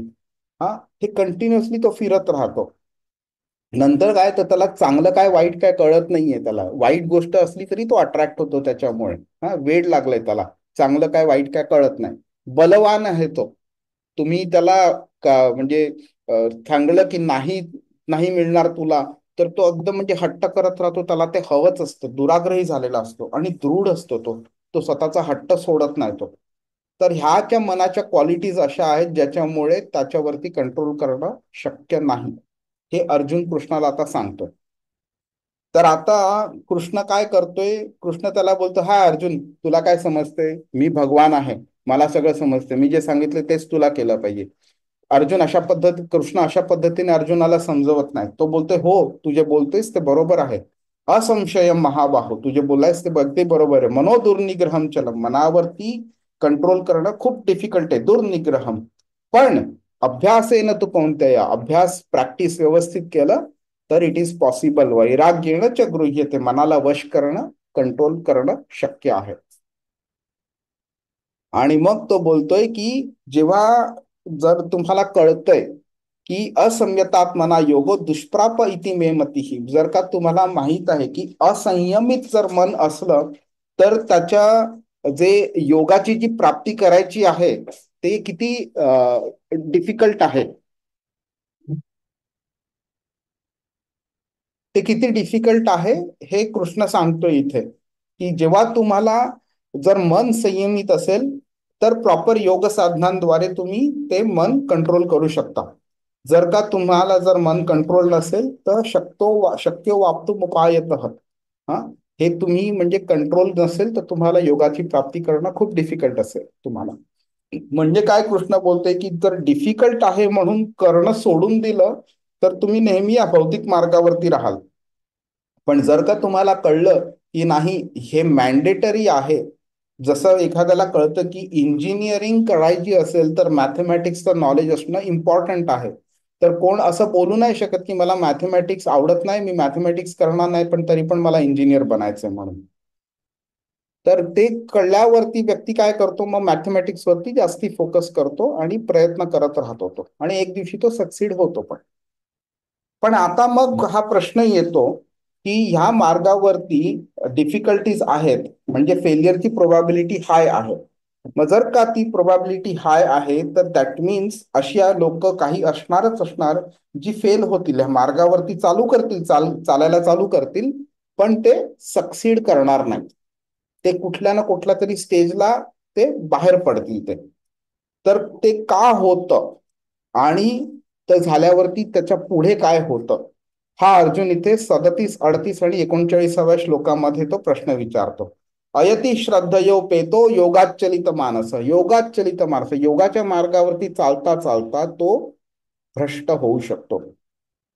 मग अशा वेळी काय होतंय की त्यांनी तो भौतिक मार्गावरती चालत होता, त्याला कळलं भौतिक मार्गावरती चालणं चांगलं नाहीये, म्हणून तो योगाच्या मार्गावरती चालायला चालू केलं. आणि योगाच्या मार्गावरती चालताना त्याला ते फायनल डेस्टिनेशन अचीव नाही झालं, अप्राप्य योग संसिद्धी. मग काम गतीम कृष्ण गच्छती, अशा व्यक्तीची काय गती, काय डेस्टिनेशन आहे, हे अर्जुन विचारतो. नंतर तो बोलतोय की त्याच्या अशा योगाची तो अवस्था डिस्क्राईब करतोय. तो कच्चिन्नो भय विभ्रष्ट छिन्ना भ्रमिव नश्चिती. तो बोलतोय की अशी व्यक्ती जी या ब्रह्मा प्राप्तीच्या मार्गावरती त्यांनी चालायला चालू केलेला आहे, पण तो मार्गावरनं भ्रष्ट झालेला आहे, त्याला आध्यात्मिक आणि भौतिक दोन्ही मार्गांवरती यश नाही मिळत. भौतिक मार्गावरती यश नाही मिळत कारण तो सोडून त्यांनी आध्यात्मिक मार्गावरती आलाय, आणि आध्यात्मिक मार्गावरती त्याचं फायनल डेस्टिनेशन अचीव नाही झालं, त्यामुळे तिकडेही त्याला सक्सेस नाही मिळाला. त्याची अवस्था एका छोट्या ढगाप्रमाणे होते. तो एक मोठ्या मोठ्या ग्रुप असतो, एक वेगळ्या वेगळ्या ढगांचा एक मोठा ग्रुप असतो, त्याला तो सोडतो आणि दुसऱ्या ग्रुपमध्ये जायचा प्रयत्न करतो. पण दुसऱ्या ग्रुपमध्ये पोहोचण्याआधी हव्याची अशी एक जोराची हवा येते आणि त्या छोट्या ढगाला इकडे तिकडे पसरवून लावते ती. त्यामुळे त्याचं काय होतं, तो पूर्णपणे त्याचं अस्तित्वच नष्ट होऊन जातं. छिन्न विछिन्न ढगाप्रमाणे त्याचं पतित होत होतो. म्हणजे काय, तर एका योग्यानी भौतिक मार्ग आध्यात्मिक मार्ग दोन्हीवरती सक्सेस नाही मिळाला आणि ना तो इकडे ना तो तिकडे असं होत होतं. मधल्यामध्ये कुठेतरी अडकतो आणि ना तो संपूर्णपणे त्याचं मन नष्ट होऊन जातं. तर अशा व्यक्तीप्रमाणे त्याचं जीवन तर होत तर नाही ना, तो प्रश्न असा कृष्णाला विचारतोय. आणि मग तो कृष्णाला बोलतोय ह्या 39व्या श्लोकामध्ये, माझा स्वतःचा हा एक फेवरेट आवडता श्लोक आहे. कृष्णाला विचारतो, एतन्मे संशयम कृष्ण छेत्तुम अर्हस्य शेषतः. हा माझा संशय आहे कृष्णा, आणि हा पूर्णपणे दूर करण्याची मी तुम्हाला विनंती करतोय. का, तर त्वद अन्यः, तुमच्या व्यतिरिक्त, संशयस्यास्य छेता न ह्युपपद्यते, तुमच्या व्यतिरिक्त माझा हा संशय दूर करणं कोणालाच शक्य नाहीये. तर हा कॉन्फिडन्स आपल्याला, अर्जुनाला कृष्णामध्ये होता, आपल्याला पण कृष्णामध्ये हा कॉन्फिडन्स असला पाहिजे की भगवद्गीता जी आपण वाचतोय त्याच्यातनं आपलं संपूर्ण अध्यात्माचं आपल्याला नॉलेज मिळू शकतं. आणि हे आपण कृष्णाला म्हणजे त्याच्यावरती कॉन्फिडन्स ठेवून आपण भगवद्गीता शिकायचा प्रयत्न केला पाहिजे. कारण भगवद्गीते व्यतिरिक्त आपल्याला संपूर्ण भगवद्गीता आणि भागवतम, श्रीमद भागवतम, भागवत पुराण म्हणजे, त्या व्यतिरिक्त आपल्याला संपूर्ण अध्यात्माचं नॉलेज मिळणं कुठेही शक्य नाहीये. आणि हे का, तर आपण बोलू ह्याबद्दल 7व्या अध्यायाच्या 2ऱ्या श्लोकामध्ये पण बोलू, आणि जेव्हा आपण श्रीमद भागवतम शिकायला चालू करू तेव्हा पण आपण बोलू. तर अर्जुन इकडे त्या कृष्णावरती विश्वास दाखवते की तुमच्या व्यतिरिक्त माझी ही शंका कोणीही दूर करू शकत नाही. आता अर्जुनाचा हा जो प्रश्न आहे, that creates a situation for a new turning point in Bhagavad Gita. Okay, आणि तो टर्निंग पॉइंट म्हणजे 6व्या अध्यायाचा शेवटचा म्हणजे 47वा श्लोक, की ज्याच्यामुळे पूर्णपणे मोठी कलाटणी भगवद्गीतेला मिळते. तर आता कृष्ण काय बोलतोय की पार्थ नैवेह नामुत्र. आधी कृष्ण अर्जुनाला कॉन्फिडन्स देतोय, विनाशस्तस्य विद्यते. एक मिनिट, कोणी, ओके. तर कृष्ण अर्जुनाला सांगतोय की असं कधीही होत नाही की जर चांगल्या कार्यांमध्ये, शुभ कार्य म्हणजे ते नाही की जे आपण यज्ञ करतो आपल्याला काही मिळवायची इच्छा असते म्हणून. चांगलं कार्य म्हणजे अध्यात्माच्या मार्गावरती केलेलं कार्य. चांगल्या कार्यांमध्ये युक्त झालेला जो योगी असतो त्याचा ना ह्या लोकी ना परलोकी कधीही विनाश होत नाही त्याचा. म्हणजे अर्जुनाने जे उदाहरण दिलेलं की जो छिन्न विच्छिन्न होतो ढग आणि भ्रष्ट होऊन जातो, त्याचं अस्तित्व नष्ट होऊन जातं, तर कृष्ण बोलतो नाही, त्याचं कधीही अस्तित्व नष्ट होत नाही. ओके. जो मनुष्य चांगले कार्य करतो तो दुष्प्रवृत्तींना प्रभावित होत नाही, तो दुष्प्रवृत्तींमुळे प्रभावित होत नाही. आणि मग त्याचं जी जर्नी आहे ती 41 आणि 42व्या श्लोकामध्ये कृष्ण बोलतोय. तर काय होतंय आता, पण हे बोललोय आपण आधी बराच वेळा, पण एकदा परत आता समरीच्या दृष्टीने बोलून घेऊया, की जी व्यक्ती भौतिक मार्गावरती चालत होती तिला कळलं की भौतिक मार्गावरती चालण्याचं नुकसान काय आहे. आपण जन्म मृत्यूच्या चक्रामध्ये अडकून राहू, आपल्याला कधी मोक्ष मिळणार नाही आणि हे चालतच राहील. मनुष्य योनी, प्राणी योनी, पशु योनी, झाड योनी, कीटक योनी वगैरे वेगळ्या वेगळ्या योन्यांमध्ये आपण फिरत राहू कॉन्स्टंटली. ह्यातनं बाहेर पडणं शक्य नाही जर का आपण भौतिक जीवनावरतीच कॉन्सन्ट्रेट केलं. म्हणजे काय, तर आपल्याला भौतिक जीवन जे आहे ह्याच्यामध्ये राहून सुद्धा आपल्याला भौतिक कार्य करून सुद्धा आपल्याला आपली मेंटॅलिटी अशी ठेवली पाहिजे की आपण त्याच्याने प्रभावित नाही झालो पाहिजे आणि आपला फोकस अध्यात्मावरती असला पाहिजे. कारण हे शरीर जर नसेल तर आपण काहीही अचीव करू शकणार नाही आपण. ठीक आहे. म्हणून शरीराची आवश्यकता सुद्धा आहे अध्यात्माच्या मार्गावरती प्रोग्रेस करण्याकरता. तर म्हणून काय झालंय की ह्या शरीरात राहून सुद्धा आपल्याला भौतिक मार्गावरती राहून सुद्धा आपल्याला अध्यात्मावरती फोकस ठेवला पाहिजे. आणि जेव्हा व्यक्ती हे करायला चालू करते आणि अध्यात्मामध्ये पुढे पुढे बराच पुढे जाते, त्यावेळी कधी कधी काही व्यक्तींमध्ये अशी एक वेळ येते की त्यांना जाणवतं की बाबा मला आता थोडं भौतिक पण मला एन्जॉय करायचंय. त्यांचं म्हणजे मन ऑटोमॅटिकली तिथे धावतं. तर अशा लोकांना बिकॉज त्यांचं भौतिक आकर्षणामुळे ते ह्या मार्गावर तर भ्रष्ट झालेले होते, तर योग भ्रष्टो भी जायते. कृष्ण काय बोलतोय की त्यांचं भौतिक अट्रॅक्शनमुळे ते ह्या मार्गावरनं विचलित झालेत ना. तर मी त्यांच्याकरता काय करतो की त्यांचं ते जीवन संपल्यावरती प्राप्य पुण्यकृताम लोकान, म्हणजे जे स्वर्गलोक आहे जिकडे क्वालिटी ऑफ एन्जॉयमेंट जे आहे हे पृथ्वी लोकापेक्षा खूप जास्ती आहे, नंतर ड्युरेशन ऑफ एन्जॉयमेंट आहे ते पण खूप जास्ती आहे, आणि जे आपण इमॅजिन पण नाही करू शकणार एवढ्या चांगले वेगळ्या वेगळ्या प्रकारचे पण एन्जॉयमेंट आहेत तिकडे.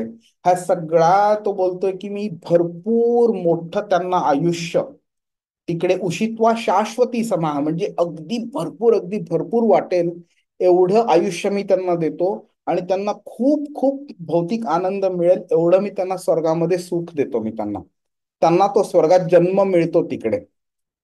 ठीक आहे. त्यानंतर काय होतं, त्याकडचं त्यांचं तो स्वर्गातला जन्म संपल्यानंतर शुचिनाम श्रीमताम गेहे, म्हणजे शुचिनाम म्हणजे एक ब्राह्मण किंवा श्रीमता म्हणजे एका श्रीमंत व्यक्ती, गेहे म्हणजे त्यांच्या घरी. ओके. अशा योगभ्रष्ट व्यक्तीला मी त्या घरी जन्म देतो. नंतर आपण पुढे बघून घेऊया.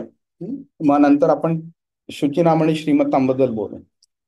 दुसरी जी व्यक्ती असते, ओके, ज्यांनी भरपूर प्रगती केलेली आहे, तर कृष्ण इथे दोन मार्गांबद्दल बोलतो. ती एकच योगी व्यक्ती आहे पण त्याचे दोन मार्ग असू शकतात. त्यांनी जर खूप कमी प्रगती केलेली असेल अध्यात्मामध्ये तर त्याच्याकरता आधीचा श्लोक 41वा श्लोक ऍप्लिकेबल आहे, जिकडे तो स्वर्गात जातो आणि एन्जॉय करतो आणि स्वर्गाचा जन्म संपल्यानंतर तो एका ब्राह्मणाच्या घरी किंवा श्रीमंताच्या घरी जन्म घेतो. तर ते जे कमी ज्यांनी प्रगती केली आहे त्याच्यामध्ये सुद्धा ज्यांनी खूप कमी प्रगती केली आहे त्याला एका श्रीमंताच्या घरी जन्म मिळतो, आणि त्यातला त्यात एकाने जास्ती प्रगती केली असेल तर त्याला ब्राह्मणाच्या घरी जन्म मिळतो आणि मग तिकडनं त्यांची जर्नी स्टार्ट होते. पण दुसरी व्यक्ती ज्यांनी खूप प्रगती केलेली आहे आणि अगदी थोडी बाकी आहे आणि अशा वेळी त्याचं मन विचलित झालंय, तर कृष्ण बोलतो अथवा, मिनिंग दुसऱ्या ऐवजी, त्याच्या ऐवजी दुसरा पाथ बद्दल सांगतोय. योगी नामेव कुलेती भवती धीमताम. धीमताम म्हणजे जी अतिशय इंटेलिजंट व्यक्ती आहे, जी बुद्धिमान योगी आहे, भक्ती योगी आहे, अशा भक्ताच्या घरी त्या व्यक्तीला जन्म मिळतो. आणि कृष्ण परत बोलतोय एतद्धी दुर्लभतरम, म्हणजे हा जो जन्म आहे तो खूप दुर्लभ आहे. ओके. लोके जन्म यदीदृशम. आणि आपण ह्याबद्दल बोललो की एखाद्या व्यक्तीला एका श्रीमंत कमी अध्यात्माची प्रगती केल्यावरती सुद्धा श्रीमंताच्या घरी जन्म का मिळतो, तर त्याला ज्या बेसिक गरजा असतात शरीराच्या, रोटी कपडा मकान आपण म्हणतो ना, तर त्या गरजांच्या करता जी मेहनत करावी लागते आणि पैसा कमवावा लागतो, त्याला कमीत कमी ते करावं लागत नाही. म्हणजेच काय, की त्याला जे पण काय पैसा अडका मिळालाय, जेवढी पण श्रीमंती मिळाली, त्याचा वापर त्यांनी अध्यात्माची प्रगती करण्यामध्ये केला पाहिजे. जर का तो त्या पैशाचा वापर करून भौतिक गोष्टी परत एन्जॉय करत राहिला, तर मग तो परत त्या शिडीवर खाली पडणार तो. पण एका ब्राह्मणाच्या घरी गेल्यावरती काय होतं, त्याला जन्मापासून असे संस्कार मिळतात की ज्याच्यामध्ये त्याला पैशाकडे आणि भौतिक गोष्टींकडे अट्रॅक्शन कमी होतं, अध्यात्माकडे अट्रॅक्शन जास्ती होतं. त्या संस्कारांमुळे ती प्रोबॅबिलिटी की तो अध्यात्माचा मार्ग कंटिन्यू करू शकेल, ती प्रोबॅबिलिटी खूप जास्ती असते. आणि ज्यांनी भरपूर जास्ती केलेलं आहे त्यांनी खाली पडू नये म्हणून कृष्ण असा एक सेफ्टी नेट लावून ठेवतो की ज्याच्यामुळे त्याला योगाच्या घरी जन्म मिळतो आणि तिथून त्याची जी प्रगती असते ती रॅपिडली होते आणि त्याचा फेल्युअरची प्रोबॅबिलिटी कमी होते तिकडे. कारण कृष्णाचा मेन एम काय आहे, आपल्याला त्याच्या घरी परत घेऊन जायचं. ठीक आहे. मग काय होतं, असे जन्म मिळाल्यानंतर मग पुढे काय होतं, तत्रतम बुद्धी संयोगम, म्हणजे आधीच्या जन्म जी लभते पौर्वदेहिकम, आधीच्या जन्मी जी आपली बुद्धी होती, ती बुद्धी मधलं जे कन्क्लुजन आहे, आपलं जे अट्रॅक्शन जे आहे कृष्णाकडे, ते अट्रॅक्शन आपल्याकडे येतं. म्हणजे आपल्याला त्याच्याकरता विशेष प्रयत्न करावे लागत नाही. कधी कधी आपण बघतो ना की एखादा लहान मुलगा, 5 वर्षाचा मुलगा, त्याला अध्यात्माकडे खूप इंटरेस्ट असतो. श्लोक, रामायण असो, महाभारत, भगवद्गीता असो, ते श्लोक पाठ होतात त्याला लवकरात लवकर, किंवा त्याला अट्रॅक्शन जास्ती निर्माण होतं. पण काही मुलं अशी निघतात की ज्यांना ह्या सगळ्या गोष्टींमध्ये इंटरेस्ट नाही होत. त्यांना फक्त मारामाऱ्या करणं वगैरे करणं, ह्या गोष्टींमध्ये त्यांना इंटरेस्ट असतो. तर ही सगळी जी लहान मुलांची जी वागण्याची जी एक पद्धत असते ना, त्याचा भरपूरसं रिलेशन त्याच्या आधीच्या जन्मी केलेल्या कार्यांवरती अवलंबून असतो. म्हणून कृष्ण बोलतोय की जी व्यक्ती योगी असते आणि भरपूर पुढे आलेली असते, त्याची बुद्धी इतकी चांगली झालेली असते, तर ती बुद्धी त्याला आधीच्या जन्मापासून पुढच्या जन्मामध्ये पण मिळते. लभते पौर्वदेहिकम, पूर्वीच्या देहापासून मिळते.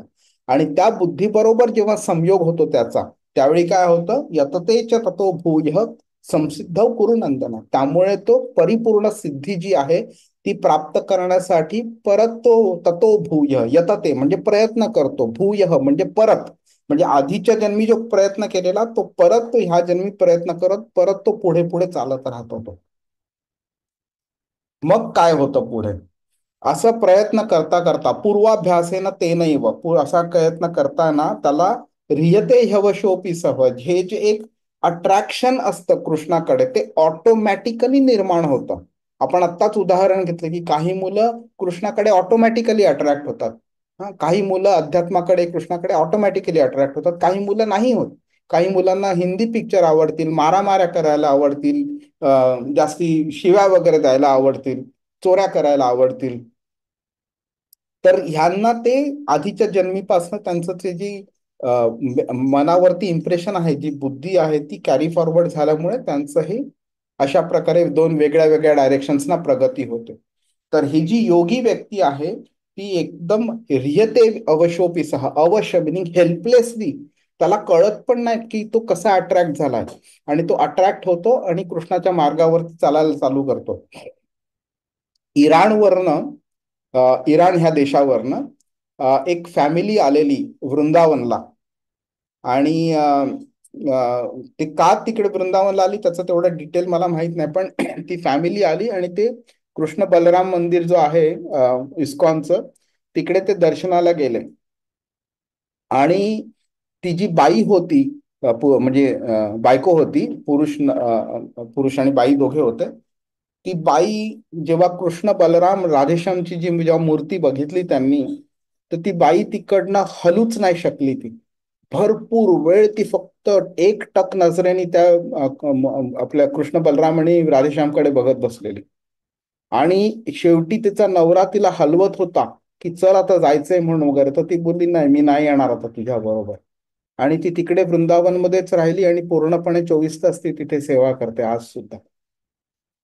तर हे जे असतं अट्रॅक्शन, हे कसं म्हणजे असं कोइन्सिडन्सनी होत नसतं. हे पूर्वाभ्यास आहे ना, ते नाही वर्ह्यते हवशोपी सह. कृष्णाला जर हवं असतं तर कृष्णाने त्याचं अट्रॅक्शन कमी करून तिला नवऱ्याबरोबर जायला जाऊन दिलं असतं. पण जर का ती गेली असती तर अध्यात्माची प्रगती तेवढी झाली नसती जेवढी ती तिकडे मंदिरात राहून सेवा करण्यामध्ये ती प्रगती तिची होते तिकडे. त्यामुळे कृष्ण कधी कधी आपल्याला मुद्दाम असा कंट्रोल करतो आपल्याच फायद्याकरता. मग जिज्ञासूरपी योगस्य शब्द ब्रह्माती वर्तते. हे जे शब्द ब्रह्म जे असतात म्हणजे वेदांमध्ये जे असे अलंकारिक शब्द आहेत की तुम्ही ही पूजा करा मग तुम्हाला ते फायदा मिळेल, जे कर्मकांड जे आहे त्याच्यापेक्षा तो भरपूर पुढे वरती जातो. ज्याच्यामुळे काय होतं, त्याचं मटेरियल गोष्टींकडे अट्रॅक्शन निघून जातं आणि त्याचा फोकस अध्यात्मावरती राहतो. ज्यामुळे काय होतं की ज्या कारणामुळे तो आधीच्या जन्मी योगभ्रष्ट झालेला भौतिक गोष्टींकडे अट्रॅक्ट होऊन ती अट्रॅक्शन त्याचं संपलेलं असतं आणि तो ती स्टेज क्रॉस केलेली असते. आणि ही स्टेज क्रॉस करण्याकरता, ती अट्रॅक्शन संपण्याकरता एक मुख्य कारण काय झालेलं असतं, तर 41व्या श्लोकात सांगितल्याप्रमाणे प्राप्य पुण्य कृताम लोकान उषित्वा शाश्वती समा. कृष्ण त्याला एवढा आनंद, एवढा भौतिक आनंद इतका भरभरून देतो की त्यामुळे त्याला अजून आनंदाची काही इच्छाच राहत नाही त्याला. आणि मग फायनली तो ह्या 45व्या श्लोकामध्ये फायनल डेस्टिनेशन बद्दल बोलते की ह्याप्रमाणे जेव्हा प्रयत्नात येत मानस तू कंटिन्युअसली असे प्रयत्न करत राहणं आणि या योग मार्गावरती चालत राहणं, हे जेव्हा तो व्यक्ती करत राहते त्यावेळी योगी संशुद्ध किल्बिषः संशुद्ध होतो. नुसतं नॉर्मल शुद्धीकरणात पूर्णपणे शुद्धी होते त्याची. कसली शुद्धी होते तर किल्बिष, म्हणजे हे आपल्या आयुष्यामध्ये जे आपल्या कर्मांमुळे आपल्याला जे प्रॉब्लेम्स क्रिएट होतात आणि आपल्या इच्छेमुळे आपले जे प्रॉब्लेम्स क्रिएट होतात, ह्या दोन्ही किल्बिशांपासून आपली मुक्ती होते. आणि अशा प्रकारे जी व्यक्ती कंटिन्युअसली प्रयत्न करत राहते आणि पुढे अध्यात्माच्या मार्गावरती पुढे पुढे पुढे पुढे जाण्याचा प्रयत्न करते, त्यावेळी अनेक जन्म संसिद्ध ततो यातीम पराम गतीम. अनेक जन्म असे प्रयत्न करत राहावे लागतात, त्यानंतर ततो याती पराम गतीम, की जेव्हा फायनल डेस्टिनेशनची आपल्याला अचीवमेंट होते. हरे कृष्णा. आता आपण अशा एका स्टेजवरती आलेलो आहे जेव्हा कृष्णानी ध्यान योग, अष्टांग योग आहे आणि जो भक्ती योग आहे त्याचं एक प्लॅटफॉर्म क्रिएट केलेला आहे जिकडनं तो आता भक्ती योगावरती जम्प घेणार आहे तो. आणि त्यामुळे इकडे तो बोलतोय तपस्वी भ्योधिको योगी, म्हणजे अष्टांग योग सांगून झालाय, त्याच्यातले पॉझिटिव्ह काय, डिफिकल्टीज काय, निगेटिव्ह काय ते सांगून झालेले आहे. आणि त्याच्या पुढे काय जर्नी आहे ती पण सांगतोय तो. आणि ह्या दोघांना कनेक्ट करण्याकरता मग आता हे 2 श्लोक 46 आणि 47 श्लोक तो बोलतोय आता. तपस्वी भ्योधिको योगी, म्हणजे एका तपस्वीपेक्षा एक योगी श्रेष्ठ आहे. ज्ञानीभ्योपी मतोधिक, म्हणजे माझं मत आहे की ज्ञानीपेक्षा एक योगी अधिक आहे. कर्मीभ्यश्चाधिको योगी, एका कर्मीपेक्षाही योगी श्रेष्ठ आहे. म्हणून तस्मात, म्हणून योगी बन अर्जुना, योगी बन.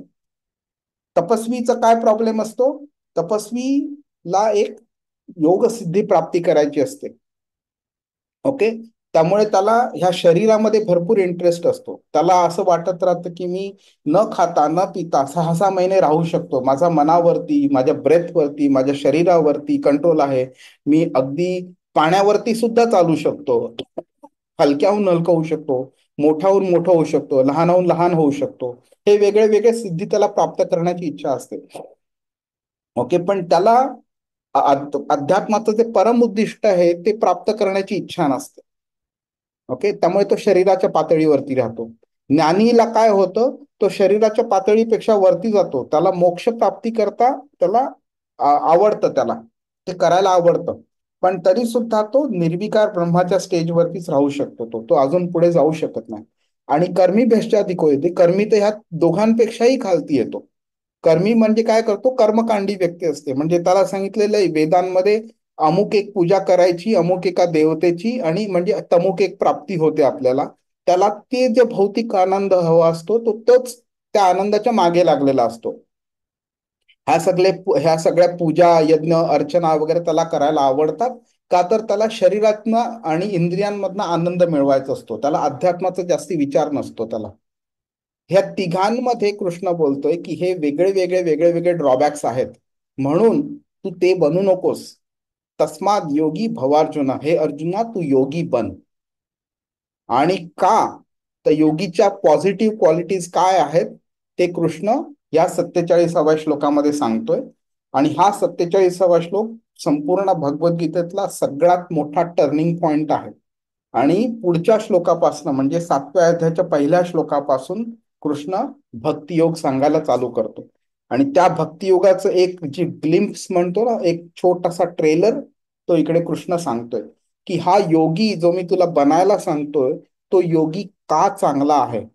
तर कृष्ण बोलतोय योगी नाम अपि सर्वेशाम, सगळ्या प्रकारच्या योगींच्या ती तुलनेमध्ये कोणत्याही प्रकारचा योगी तू विचार कर, आणि सगळ्या प्रकारच्या योगींच्या तुलनेमध्ये जी योगी मद्गतेन अंतरात्मना, म्हणजे मला डेस्टिनेशन बनवते आणि सर्वत्र माझ्यामध्ये वास करत राहतो, अंतःकरणापासून माझं चिंतन करत राहतो. हा, श्रद्धावान भजते यो माम, माझी दिव्य प्रेममयी सेवा करत राहतो, माझं म्हणजे भजन करत राहतो तो कंटिन्युअसली. समय यो माम समय युक्त तमो मतः, जो संपूर्णपणे माझ्याशी संलग्न आहे तो सर्वश्रेष्ठ योगी आहे म्हणून. तर आपल्याला ह्या श्लोकातून आपल्याला व्यवस्थित कळू शकतं की कृष्णाला आपल्याला काय बनवायचं आहे आणि आपण काय बनायचा जनरली प्रयत्न करतो. कृष्णाला आपल्याला त्याच्याकडे घेऊन जायचं आहे. तो मार्ग भलेही सोपा नसेल, पण तो मार्ग हा करायलाच पाहिजे, आपल्याला पुढे जायलाच पाहिजे. नाहीतर आपण ह्या 84 लक्ष योनीच्या मध्ये पण कंटिन्युअसली फिरत राहू आणि ज्याच्यातनं सुटका नाही. दुर्गा माता आपल्याला ह्या दुर्गातनं सोडणारच नाही बाहेर आपल्याला, जोपर्यंत आपण प्युअर होत नाही. एक गाळणी असते ना, गाळणीमध्ये तुम्ही काही गोष्ट टाकता तर गाळणीमध्ये जी छोटी छोटी भोकं असतात त्या भोकांच्या पेक्षाही जे छोटे पदार्थ असतो तो खाली पडतो, त्या भोकांपेक्षा जो मोठा पदार्थ असतो तो वरतीच राहतो. तर कृष्णाला आपल्याला तो अगदी छोटातल्या छोटा पदार्थ बनवायचा आहे, गाळणीतनं बाहेर करण्याचा आहे. ती गाळणी म्हणजे दुर्गा माता जी, हे जे दुर्ग, जे पृथ्वी आणि संपूर्णपणे युनिवर्स ब्रह्मांड जो आहे ते प्रोटेक्ट करणारी दुर्गा माता आहे. ती ह्या कोणत्याही इवन एका सुद्धा आत्म्याला ह्या ब्रह्मांडाच्या बाहेर जाऊन देणार नाही जोपर्यंत तो आत्मा एलिजिबल बनत नाही. आणि ती एलिजिबिलिटी बनण्याकरता जो मार्ग आहे तो भक्तियोग आहे. हरे कृष्ण. तर कृष्णाच्या कृपेने आपण 6वा अध्याय संपवलेला आहे, ह्याबद्दल बोललेलो आहे. मी आशा करतो की तुम्हाला छान डिटेलमध्ये गोष्टी समजल्या असतील. अगदीच काही गोष्टींमध्ये डाऊट असेल तर आपण नक्कीच त्याबद्दल बोलू शकतो. अगदी आज नाही बोललो तरी ओव्हर अ पिरियड ऑफ 7वा चॅप्टर वगैरे आणि पुढे सुद्धा आपण बोलू शकतो. तुम्ही युट्यूबवरती व्हिडिओज अपलोड केलेले आहेत ते पण तुम्ही बघू शकता आणि समजू शकता. तर मी आशा करतो तुम्हाला हे आवडलेलं असेल. डिस्क्रिप्शन वगैरे काही चूक वगैरे झालेली असेल ती संपूर्णपणे चूक माझी आहे, त्याबद्दल मी क्षमा मागतो. आणि जर का तुम्हाला काही गोष्ट आवडली असेल तर ती माझ्या गुरुची कृपा आहे आणि कृष्णाची कृपा आहे. हरे कृष्ण. Hare Krishna